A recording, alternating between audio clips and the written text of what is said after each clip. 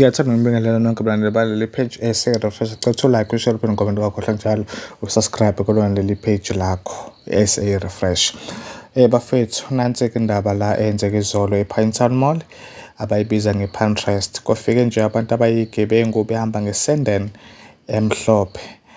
I think bekuyigebengu mhlampe beyilinganiselwa ku-4 kuya phezulu. Lezi gebengu lezi bezontshintsha ama-parcel alethwa lezi moto lezi ey'khore impahla. Into abaqale bayenza-ke laba kade bebamba le nkunzi le yemoto le ekhore impahla, baqale bakhomba imoto le kade escorta i-courier vehicle, i-courier car. Bamphuca isibhamu lo muntu kade escorta imoto le enamaphasela.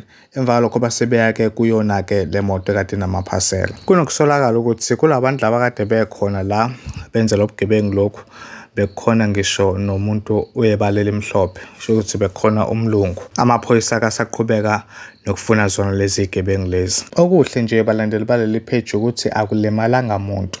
Lo kade escorta imoto amaphasela, i-security leliya alimalanga, kanye nalo obeshayela imoto ade ithwala amaphasela naye futhi akalimalanga. Mese kuba imoto yaka-Metro, ngoba ngesikhathi kwenzeka lesigameko lesi amaphoyisa ka-Metro aveda nayithela kuzona lezi gebengu zisabhizi. Ngenhlanhla-ke leyo-ke awenzanga lutho amaphoyisa, and lezi gebengu lezi zivedane zawashayelisana ukuthi awadede ngoba azolimala. Ngiyacela ukuthi ulike ividiyo uphinde ushare ungakhohlwa njalo usubscribe kulona leli page ese-Refresh.